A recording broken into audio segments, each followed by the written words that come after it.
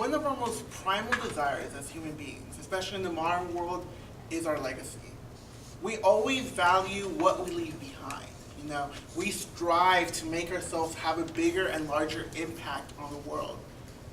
So we often overlook the smallest of changes that can help a whole community, which is why I want to bring your attention to IACT for Refugees.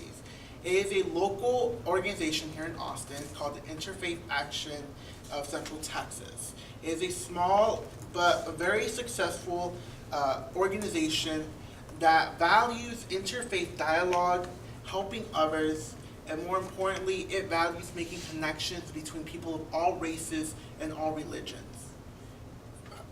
Working with this organization this past semester, I learned more about what IACT offers to the Central Texas region, and how with it, even the smallest number of volunteers can make the biggest difference for people who come from nothing, who have nothing. You see, the Interfaith Action of Central Texas is an organization that exists to build healthy relationships between communities and people of all faith and races. They do this by opening interfaith dialogue, helping rebuild lives through service, and celebrating one another and differences. One of its biggest contributions is that it also helps in resettling refugees here in Central Texas. So IACT has 4 major programs that it works with and you can volunteer with. The first is the Red Bench. Now the Red Bench is, it's not technically a red bench, but it is an open forum that they host throughout many different areas in Central Texas where small or moderate-sized groups of people come together and they talk about different issues that plague them in their faith. They try to connect the community this way. They advocate for people of different faiths to come together and try to talk through their issues. This past September here at SEDS, we actually held a Red Bench here in Ragsdale, in the Ragsdale building. I don't know if y'all were a part of that or y'all saw what was going on, but yes, they brought different students together and they were having an open discourse.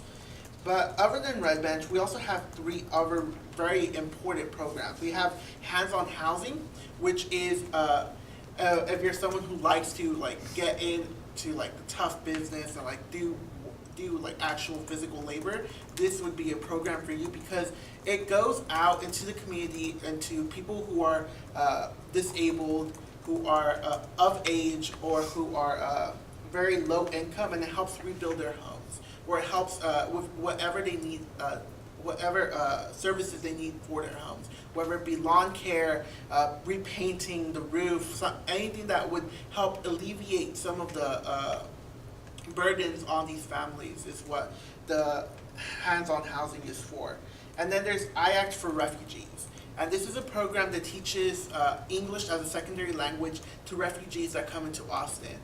This program helps sort of teach refugees not only our culture, but also our language. We do both, and since Austin receives about more than 1,000 refugees a year, that are legally brought here, they try to work as much as they can, and they try to bring in as many volunteers.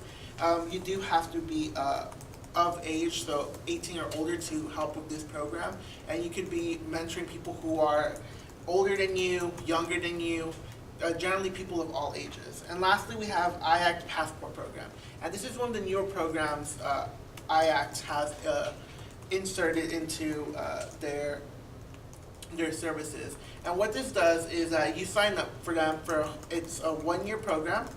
That doesn't mean you're going to be working, you're going to be constantly going there. It's once a month you will be given a location of a different place of worship, or of a different festival going on for certain traditions, and you'll be invited to attend, and you'll receive a little stamp on your little IACT passport, and it's all very cool. It's so that this program is meant for people, regular people, to go and try to immerse themselves in different cultures. And so far, it's been working. It's once a month for 12 months. It's not something that's very time consuming. So that is what IACT is as a whole. But one thing I do want to talk about is how IACT can improve. working with them, I found that there were some things that were more important than just interfaith dialogue. If y'all could turn to your second page.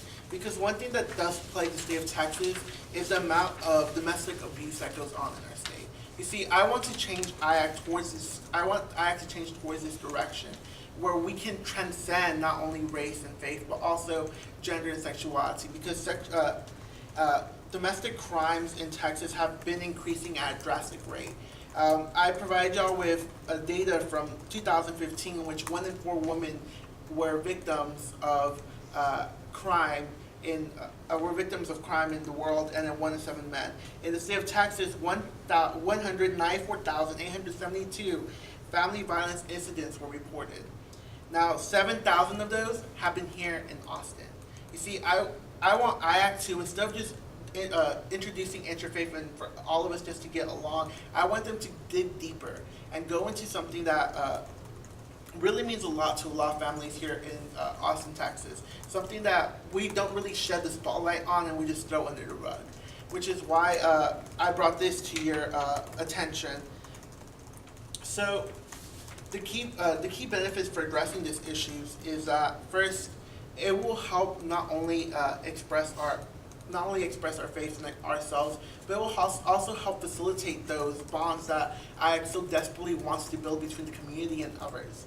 You know, IACT is a huge stepping stone for trying to connect our community in a way that becomes safe for everyone, not just for people of different faiths, for people of different regions, religions, but also people of different genders.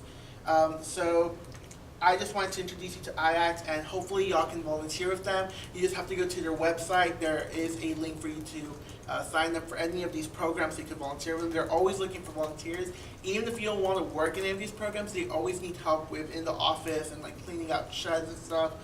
So it'd be nice. You can also make donations, anything as small as $1 to as much as $2.50, which could help provide services for refugees and the elderly. They accept any amount of donation that you can possibly give. And so